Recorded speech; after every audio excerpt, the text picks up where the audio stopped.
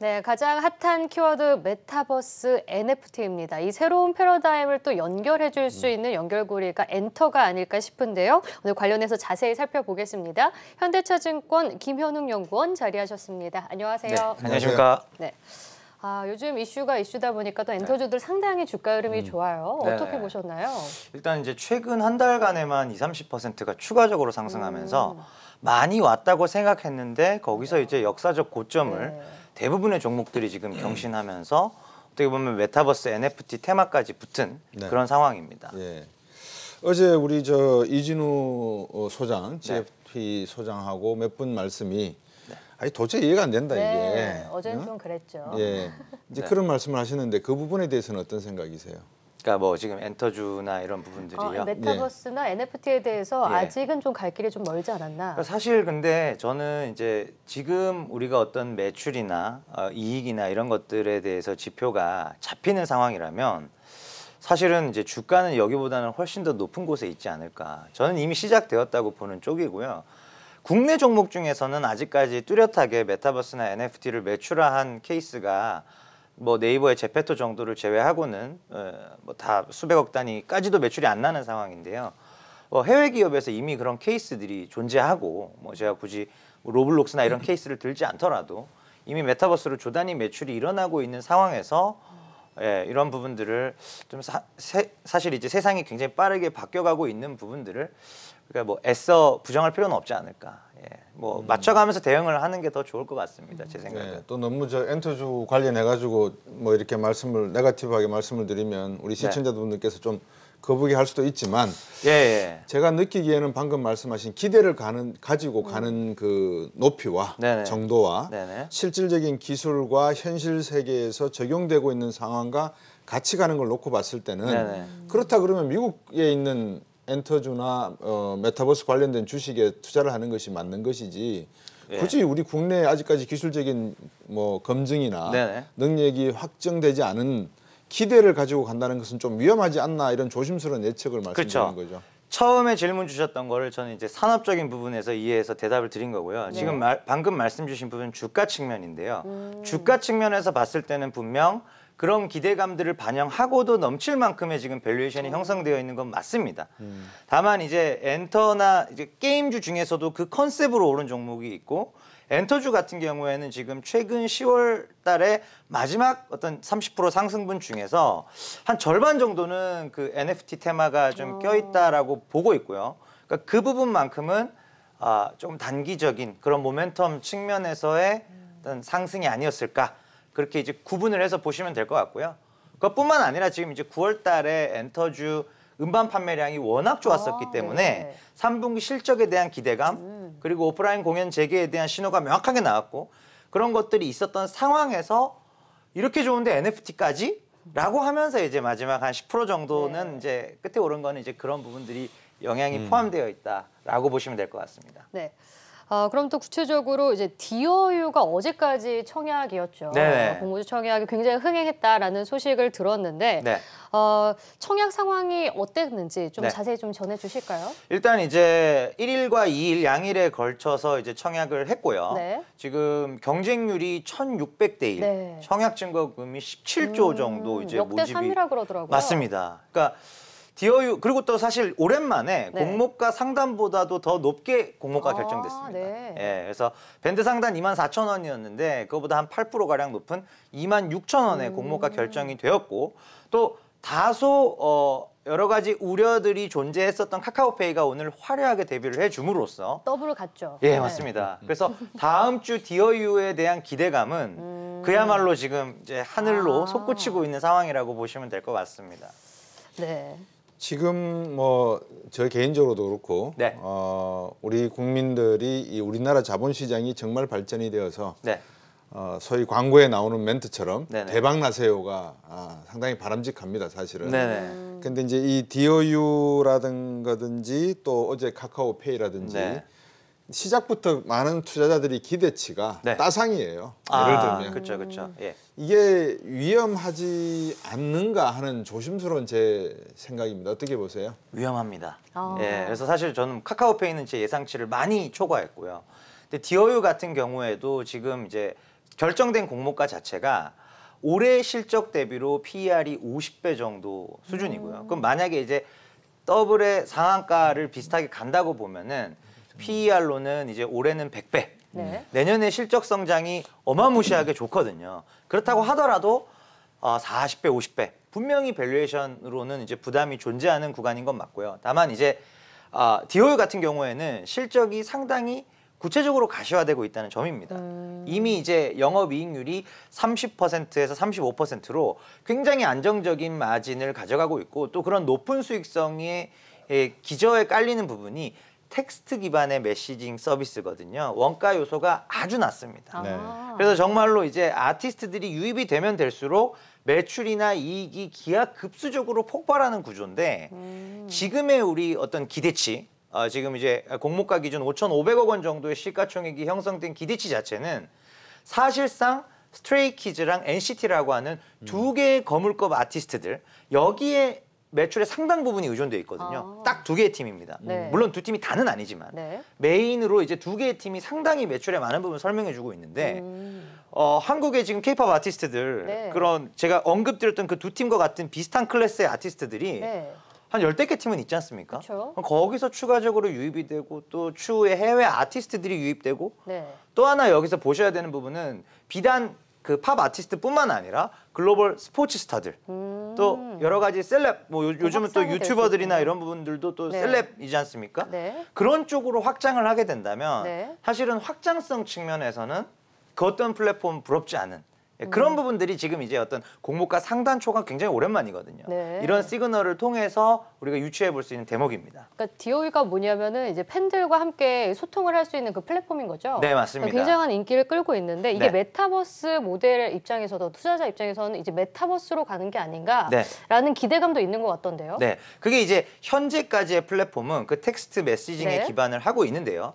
지금 이제 뭐 올해 약간 내년 상반기 정도에 이제 런칭할 새로운 서비스 중에 뭐가 있냐면 3D 아바타가 있고 나를 표방하는 아바타가 있고 그 아바타가 마치 동물의 숲 하면은 이제 머릿속에 딱 떠오르실 겁니다. 동물의 숲과 유사한 나만의 하우스 공간에서 내가 좋아하는 아티스트의 사진, 내가 좋아하는 아티스트의 앨범을 그 가상 공간에서 듣고 또 내가 좋아하는 아티스트의 친필 사인을 NFT화된 암호화된 디지털 자산의 형태로 그렇게 제가 돈 주고 구매도 하고 또 거래도 하고 그 가치가 올라가기도 하고 이런 부분들을 이제 메타버스 플랫폼의 형태로 진화되는 그런 상태가 이제 내년 상반기 중에 이 디어유라는 플랫폼에서 펼쳐질 일들이고 이 부분은 아직 올해나 또는 2022년도 내년 실적까지도 거의 반영이 안 되어 있다는 것이죠. 이게 만약에 이제 가시화됐을 경우에는 그 폭발력은 사실은 이제 거의 상상을 초월하는 수준이 될 수 있을 것 같습니다. 제가 이제 이런 본질적인 질문을 계속 드리는 이유가 나중에 이제 가치 평가나 이거는 좀 이따가 제가 보다 우리 손현정 앵커가 자세히 여쭤보기로 하고 어제 제가 조용필의 유튜브를 방송을 보다가 이 조용필의 음악 세계는 자기가 벌어들이는 공연 수익의 70% 80%를 음향기기라든지 이런 데다가 재투자하는 데서 가왕의 그 아우라가 나왔다라는 이야기가 나와요. 근데 이제 방금 주신 메타버스와 NFT와 DOU의 어떤 플랫폼적 성격이 말로서는 모든 게 다 확장 가능하잖아요. 기술적으로 이게 실현 가능한지는 퀘스천 마크고 예를 들면 DOU 입장에서 이런 테스트를 하려면 동남아 1개국의 테스트 베드를 하나 만들어서 이쪽 플랫폼으로 한번 실험을 해보고 또 미국 시장에도 실험을 해보고 하는 그런 구체적인 투자안과 테스트 베드의 역할을 할 수 있는 기능을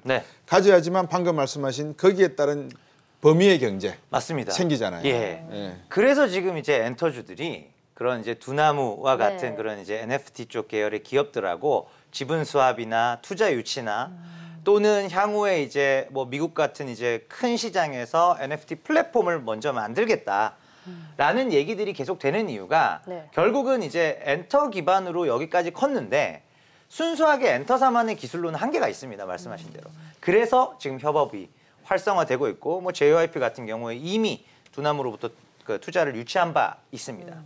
그러니까 저희가 엔터 전반에 대한 또 얘기를 해주시면서 디어유 상장 기대감도 말씀해 주셨는데 네. 구체적으로 종목으로 한번 넘어가 보면 네. 하이브가 네. 또 오늘도 상승을 하더라고요. 예, 맞습니다. 사상 유일하게. 최고가 네, 경신을 맞습니다. 했습니다. 네. 35만 원을 돌파를 했는데 네. 사실 뭐 BTS가 이 최고의 그룹 아닙니까? 네. 근데 이게 이제 하이브도 메타버스 NFT 연결고리가 있는 건가요?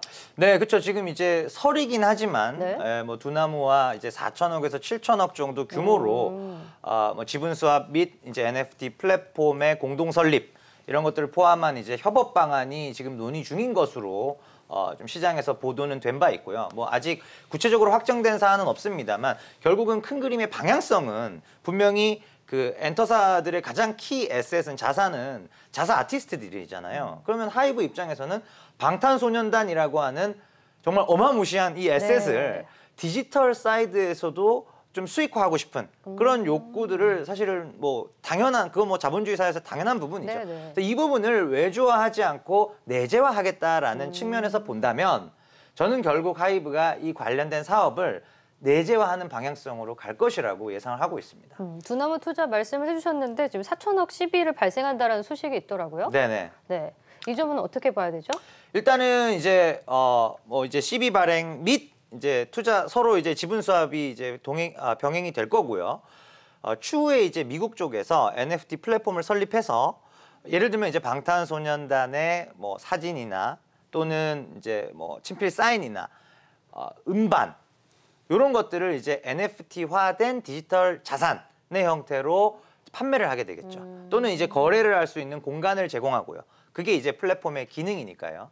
거기서 나오는 수수료 수익 같은 것들이 이제 하이브의 어떤 주력 추가적인 수익원으로 발생이 될 수가 있고 기존에는 어떻게 보면 오프라인 굿즈 시장이었습니다. 지금도 이 오프라인 어떤 실물이 있는 굿즈에서 이제는 디지털 굿즈 시장으로 전환되는 상당히 중요한 전환점에 있고 거기서 중요한 역할을 하는 게 NFT입니다. 네. 공연 시장이 오프라인에서 온라인으로 넘어오는데 중요한 역할을 했던 게 위버스 같은 K-팝 플랫폼이었고요. 네. 예, 이제 굿즈 시장이 넘어가는데 중요한 역할을 하는 게 이제 NFT라고 보시면 될 것 같습니다. 네.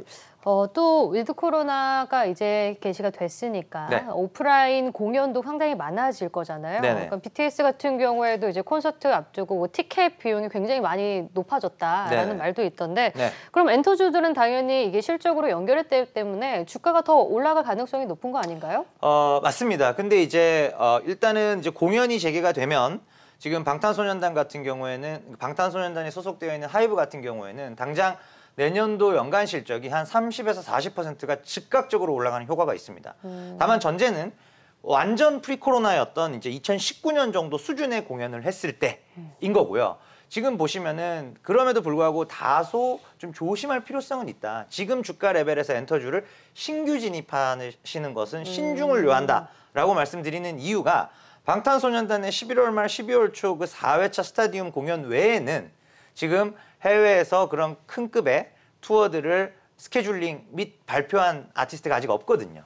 예, 그러니까 그만큼 특정 지역 내에서 이제 채산성이 나오는 충분한 수익성이 나오는 규모의 공연을 할 수 있는 아티스트는 사실은 손에 꼽을 정도입니다. 예, 그렇기 때문에 아직은 조금 조심스러운 부분이 있습니다. 네. 그 퀸의 공연장을 어제 또 보니까 네. 한 7만 명이 그 스테디움에 운집을 해서 네. 열광을 하더라고요. 네네.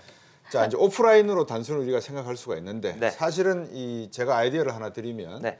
온라인 티켓 구매, 네. 온라인으로 티켓 구매하는 것부터가 네네. 그 6만 명은 전체 세계 인구 70억의 6만 명입니다. 그죠. 그러니까 이 티켓 주문하는 것 자체가 사실은 NFT의 가치를 가지는 거거든요. 네네. 이제 그런 것부터 시작을 해서 전반적인 이 오프라인과 온라인의 공연의 가치를 메타버스나 NFT로 활용화시킬 수 있는 뭐라 그럴까 그런 기술, 플랫폼을 예, 그런 플랫폼을 갖다가 우리가 가질 수 있다면 네네. BTS 같은 친구들이 한 2명만 더 나오면 대한민국은 네. 나올 수 있죠, 예, 충분히. 충분히 가능하다 보입니다. 충분히 가능합니다. 네. 그러니까 이게 이제 전체 공연 시장에서 K-팝이 차지하는 비중이 3%밖에 안 됩니다. 예, 우리가 뭐 굉장히 위상이 많이 강화됐지만 그럼에도 불구하고 3, 4% 이제 딱 왔거든요. 그러니까 말씀하신 대로 그런 방탄소년단이나 블랙핑크급의 아티스트들이 뭐 한 5팀에서 10팀 사이만 되더라도 지금보다는 훨씬 더 한 4, 5배 강한 위상을 보유를 할 수 있을 것 같습니다. 네. 보시면 방탄소년단은 한 개인이 네. 시작을 한 거고 네. 그다음에 블랙핑크나 이런 친구들은 기획사에서 뭐 조직적으로 한 것이고 그렇죠. 방향성이 조금 다르긴 하죠. 다르죠. 예. 이 중에서 양자를 모두 다 살려야 되겠지만 네. 앞으로 NFT나 이런 쪽에 온라인 쪽에 어떤 기술에 네. 관련된 게 발전이 된다면 역시 네. 자본이 가장 중요할 맞습니다. 텐데 네네. 12 발행도 4천억을 한다는 이런 내용은 개인이 BTS와 같은 것을 만들어내기는 앞으로 어려워지지 않을까 하는 생각이 드는데 어떻게 보세요? 저도 동의합니다. 예, 상당히 이제 어려워지는 상황인 것 같고요. 어떻게 보면 이제 방탄소년단 같은 경우에는 물론 또 꾸준히 오랜 기간 활동을 하면서 이미 2013년도에 상당히 오래된 팀입니다. 13년도에 데뷔를 해서 사실 16년 말부터 3년 반이니까 첫 계약 사이클의 절반이 넘어가는 시점에서야 겨우 빛을 보기 시작했는데 네.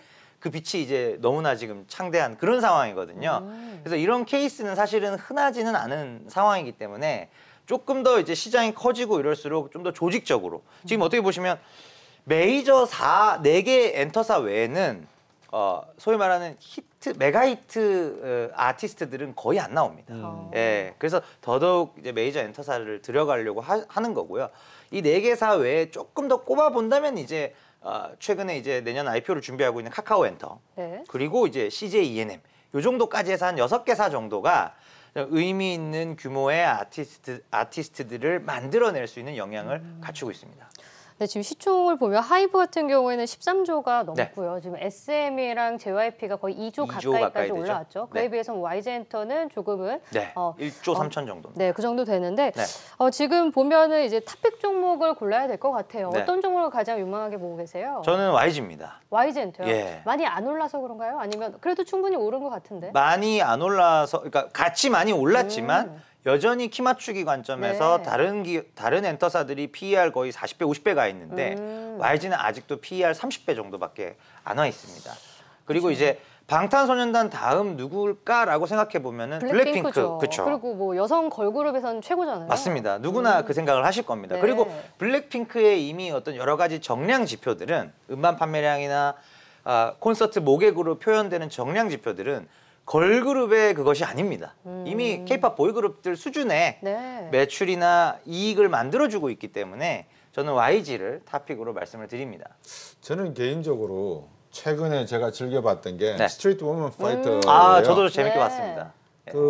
지금 모두가 노래와 춤이잖아요. 예. 저는 별로 뭐 바람직한 현상은 아니라고 생각을 하는데 네네.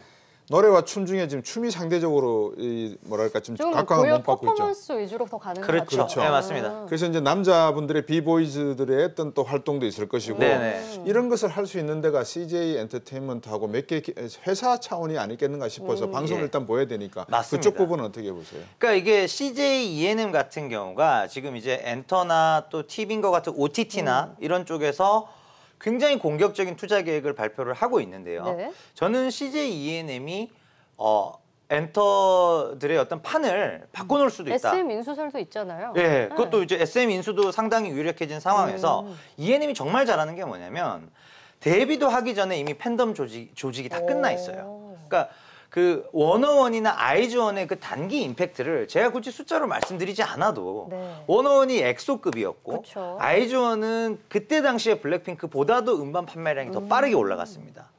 이제 그런 단기 임팩트를 감안한다면 CJ E&M이 이제 조금 더 정교하게 그런 어떤 글로벌 또는 한국 내에서 K-팝 아티스트들을 이제 조직하기 시작한다면 저는 굉장히 파워풀한 모델, 그러니까 굉장히 짧은 시간에 빠르게 램프업을 해서 한 3, 4년의 기간 동안에 집중적으로 수익화시키는 네. 이 모델을 본격화하려고 하고 있고요. 사실 여기서 핵심이 플랫폼은 있는데 우리 방송 채널도 있고 OTT도 있고 플랫폼 너무 좋은데 선수가 없었던 거거든요.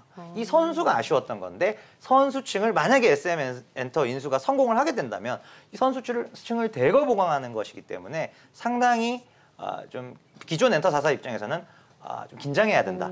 이 정도까지도 말씀드릴 수 있을 것 같습니다. 자, 그럼 JYP는 어떤가요? 지금 뭐 메타버스 NFT도 네. 얘기 있던데요. JYP도 지금 두나무로부터 아까 이제 지분 투자 유치도 받았었고요. 또 스트레이키즈가 이제 어떤 글로벌 레벨로 올라오게 되면서 엔터 4사 중에서는 상대적으로 뭐 밸류 부담이나 이런 게 있긴 하지만 좀 같이 가는 그림으로 JYP도 좋게 보고 있습니다.